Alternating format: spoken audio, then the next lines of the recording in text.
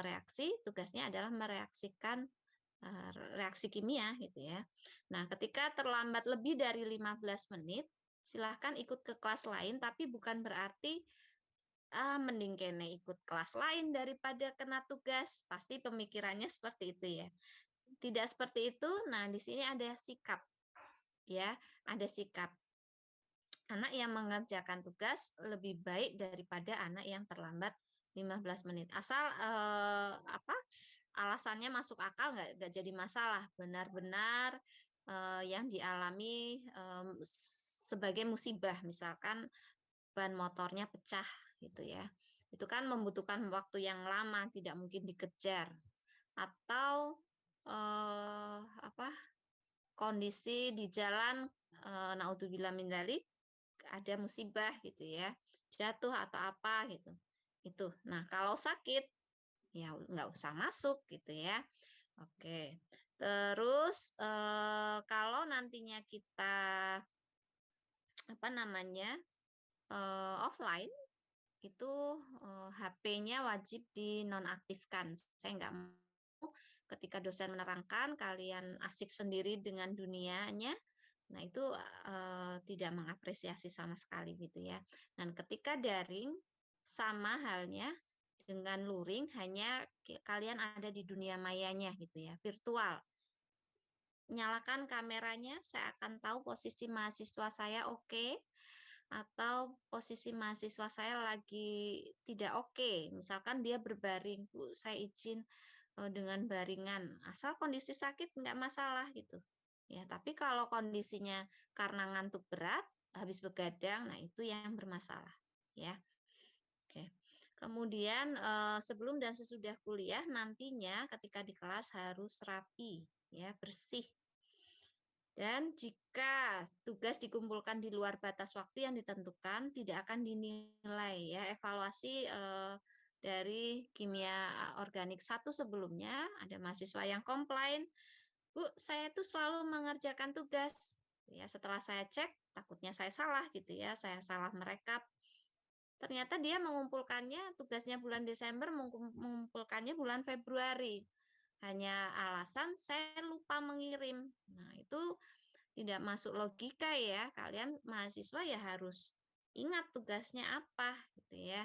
Jadi ini kesepakatan di awal, mungkin karena kemarin tidak ada kesepakatan di awal, ketika dosen mau sekarang harus ditentukan waktunya. Mungkin saya kemarin tidak menentukan, tetapi pas saya rekap, ya pas saya merekap, padahal itu saya rekapnya bulan Januari. Saya rekap nggak ada, ya benar kan dari Desember ke Januari udah jeda 1 bulan tuh, ya berarti asumsinya tidak mengerjakan gitu ya. Dan jika ketahuan curang dalam ujian, mau UTS, mau UAS, curangnya apa, Bu? Ya, membuat catatan kecil, membuka HP atau apa gitu ya, membuka buku. Nah, itu kan curang ya. Nah, saya tidak akan menghukum anak yang rajin dengan memberikan nilai yang bagus pada anak yang curang gitu ya. Ya, jadi apresiasi ke anak yang belajarnya mati-matian ya harus kita apresiasi ya. Maka otomatis tidak akan lulus ya. Nah, di sini seperti biasa dari tiap mata kuliah persentasenya selalu dengan porsi yang sama karena ini sudah ketentuan, tugasnya 20%, UTS 20%, UASnya 30% dan sikap 30%. Nah, biasanya mahasiswa yang andil terhadap perilaku yang baik, sopan, kedisiplinan, tugasnya mengerjakan meskipun UTS UASnya kecil, ketika kita sudah mengkatrol ke sikap, maka dia akan lolos batas lulus gitu ya. Lolos batas lulus itu apa? Lulus itu C gitu ya. Seperti itu. Nah, karena kan tadi ya kita tidak mungkin memberikan nilai sikap 100%. Manusia itu tidak ada yang sempurna gitu ya. Saya sendiri juga tidak sempurna. Mungkin materi yang saya berikan kurang mewakili, tapi di sini tugas mahasiswa harus mencari keingintahuannya harus tinggi. Boleh baca-baca buku yang saya rekomendasikan di sini. Ya, saya menggunakan Fessenden Kimia Organik 2, ini posisinya ada di perpustakaan. Kemudian ada yang penulisnya Budi Marwati, ini diktat kuliahnya punya UNY, tapi saya rekomendasikan. Nah, yang buku pegangan saya untuk materi-materi itu saya ambil dari Warren Stewart itu, atau Stuart Warren itu ya, yang sudah diterjemahkan ya, yang nomor 2 itu ya. Jadi silahkan fotokopi boleh, atau e-booknya yang dari internet juga boleh ya. Oke, saya rasa harus disepakati secara bersama-sama ya, bahwa ini kita punya aturan, kita punya lembaga, ya harus kita sepakati gitu ya. Oke, lanjut dengan kimia organik 2 atau istilahnya kita mempelajari sintesis gitu ya. Ada yang tahu sintesis itu apa?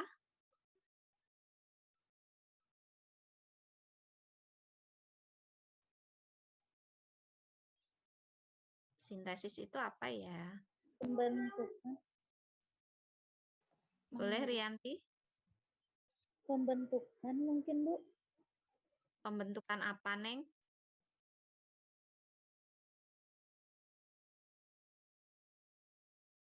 Pembentukan apa?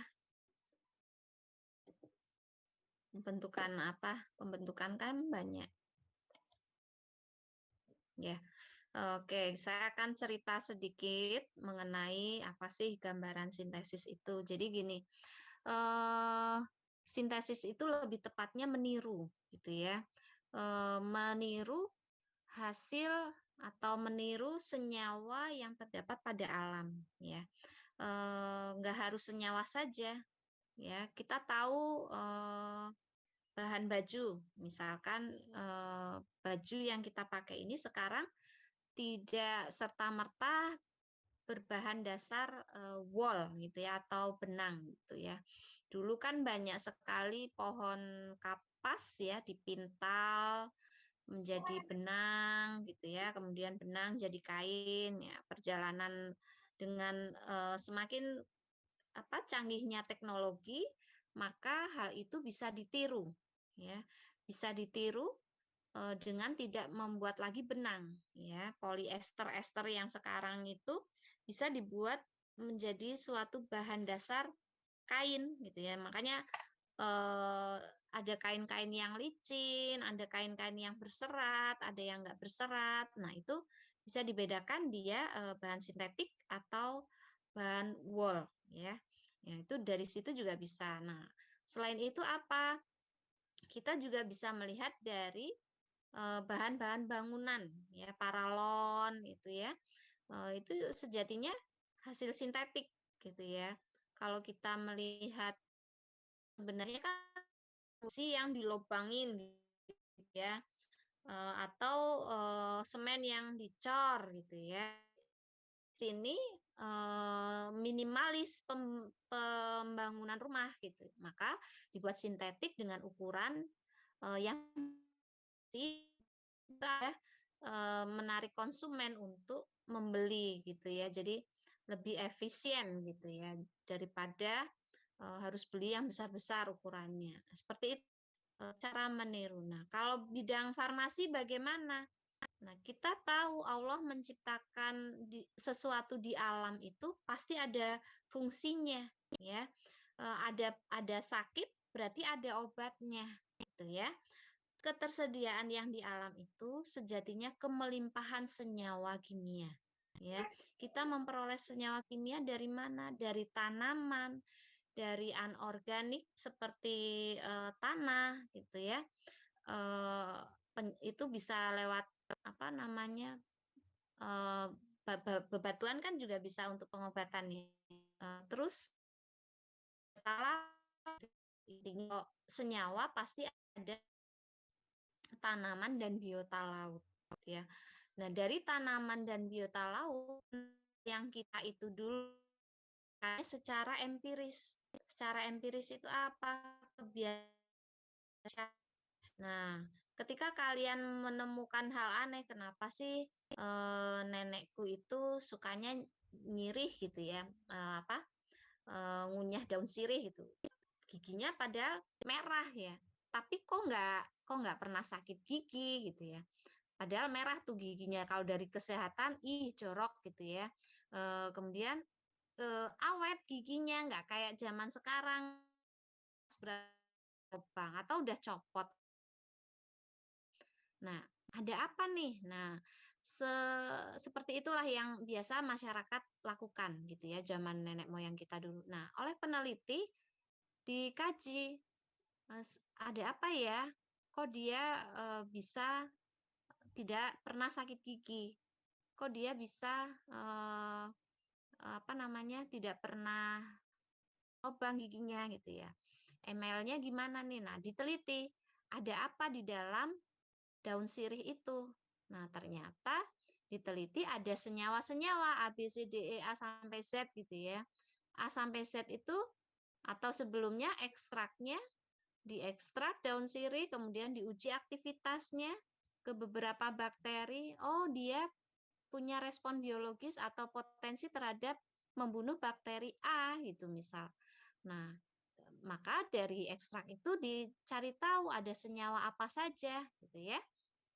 Ternyata senyawa X tersebutlah yang mampu membunuh bakteri. Gram apa misalkan gram positif atau gram negatif.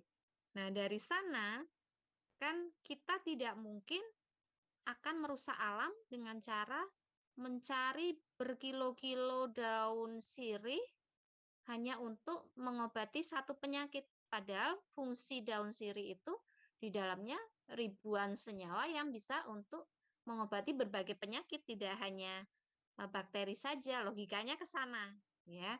Logikanya ke sana. Makanya sama peneliti terdahulu tiruan dengan meniru senyawanya. Ayo kita tiru senyawa ini dengan cara mensintesis, dibuat oleh manusia. Itulah yang dinamakan sintesis.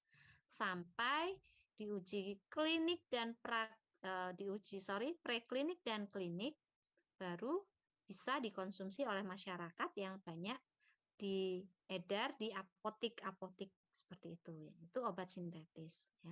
Kenapa sih obat sintetis itu mahal harganya? Misal obat paten mahal harganya gitu ya. Obat paten, bukan obat sintesis ya. Obat sintesis ada yang generik, ada yang paten. Nah, itu nanti akan saya ceritakan di belakang ya. Oke, itu sekilas tentang pengantar kimia sintesis tentang sintesis ya. Nah, oke, ruang lingkup kimia organik sendiri luas ya. Jadi bisa dari bahan tanaman, hewan ataupun mikroba. Dari fosil-fosil alam ya kayak bebatuan, kemudian tanah-tanah jarang gitu ya. Nah, di sini ada gambar-gambar yang bisa kalian lihat, ada bubuk-bubuk ya. Bubuk-bubuk ini apa sih gitu. Nah, asumsinya apa? Warna-warna ini dapat kita peroleh gitu ya. Tepung-tepung ini dapat kita peroleh dengan pewarna alami dari alam, bahan-bahan alam gitu ya. Misalkan merahnya dari tomat atau bunga rosella gitu ya. Warna biru atau warna ungu atau warna kuning yang lain bisa kita peroleh dari alam. Ya, dulu masih ingat kita praktikum kimia dasar itu menggunakan indikator alami. Nah, indikator alami pun kan sifatnya organik. Ya, organik itu lebih mahal. Karena apa? Ya karena belum masih aslinya gitu, belum ditiru. Kan beras organik dengan beras biasa lebih mahal ya, maka dia terjaga dari pestisidanya. Ya, kalau beras biasa kan takut dimakan tikus, padinya disemprot pakai pestisida atau yang lain, makanya harganya tidak mahal gitu ya. Jadi dengan meniru itu supaya tidak mahal, digimanain? Maka dilakukan sintesis. Nah, kenapa ada HP di sini? Ya, organik itu ada organik bahan alam ya yang jelas ya. Ada organik dan anorganik. Ya, bahan alam itu luas alami dan anorganik. Anorganik itu apa? Kayak bebatuan tadi. Ya, ini ya, bebatuan fosil-fosil itu. Nah, Indonesia kaya sekali nih tanah jarang ya. Kan tanah jarangnya banyak. Tanah jarang itu apa sih, Bu? Tanahnya belang-belentong? Enggak ya. Jadi tanah jarang itu tanah yang mengandung mineral-mineral aktif ya, yang bisa digunakan untuk elektronik ya, logam-logam aktif yang digunakan untuk elektronik. Nah, kayak negara-negara Amerika, Korea, Cina, ya, Jepang itu beli bahan di Indonesia, bahan mentahnya murah sekali. Ya, murah sekali karena kita nggak punya dapurnya. Ya, Indonesia itu kenapa penelitinya masih kurang? Ya karena alatnya masih terbatas, beda banget dengan Jepang ya, negara-negara di luar itu mereka instrumen-instrumen alat penelitiannya udah canggih-canggih, kita belum punya karena uangnya belum ada mungkin ya. Kalau dimaksimalin utang untuk itu kali bisa kali ya gitu ya. Jadi karena belum punya dapurnya dijual murah, balik ke Indonesia harganya jadi gimana? Jadi mahal ya, harganya jadi mahal. Ya. Kenapa Cina elektroniknya murah? Nah, spare part-nya lah yang menentukan murah atau mahalnya harga elektronik itu gitu ya. Jadi nah di dalam elektronik itu ada bahan-bahan dasar starting materialnya adalah tanah-tanah jarang yang dari Indonesia ya. Ada dulu di daerah mana Karang ya, dieksplor tanah jarangnya. Orang nggak tahu kalau itu tuh tanahnya kaya akan mineral atau logam-logam kayak gitu. Pada kaya-kaya orang sana gitu ya, tanahnya dibeli harga segini-gini, nggak tahu gitu ya. Jadi ketika tahu oleh pemerintah, pemerintah sudah melarang untuk menjual gitu ya. Jadi seperti itu. Nah, posisi kita di sini ya, di produksi obatnya gitu ya. Jadi tugas seorang kimia untuk melakukan isolasi senyawanya dari tanaman ataupun dari biota laut, sudah dapat senyawanya, kemudian diperbanyak melalui sintesis, kemudian diproduksi oleh seorang teknologi farmasinya, disesuaikan dengan kondisi obat oral atau yang lainnya, bagaimana sifat kimianya harus sesuai kalau oral. Nah, itu akan kalian pelajari nanti di kimia medisinal gitu ya. Kemudian sesudah diproduksi oleh tugas teknologi farmasi, baru diserahkan ke bagian farmakologinya. Dipelajari respon obat terhadap tubuhnya. Apakah jantungnya atau lambungnya atau mananya, hatinya toksik enggak? Dia bisa keluar enggak? Dia bisa terserap enggak? Nah, itu akan dipelajari oleh farmakologinya. Kemudian akan dilanjutkan uji preklinik dan klinik yang didampingi oleh dokter. Jadi semua bidang itu terkaitan gitu ya. Jadi kalau kalian bisa berkontribusi terhadap perkembangan dunia farmasi, itulah yang harapan yang sesungguhnya seorang dosen itu menginginkan generasi berikutnya itu lebih bagus daripada sebelumnya, gitu ya. Nah, jadi adanya sintesis organik merupakan proses pembuatan senyawa organik ya. Senyawa organik baik metabolit primer. Metabolit primer itu terdiri dari apa saja ya? Ada yang tahu? Metabolit primer?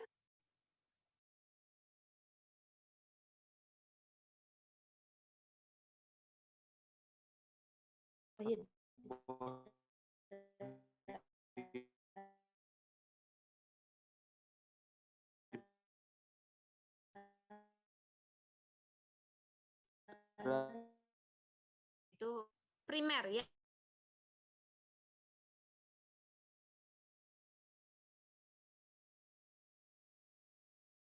Nah, kalau metabolit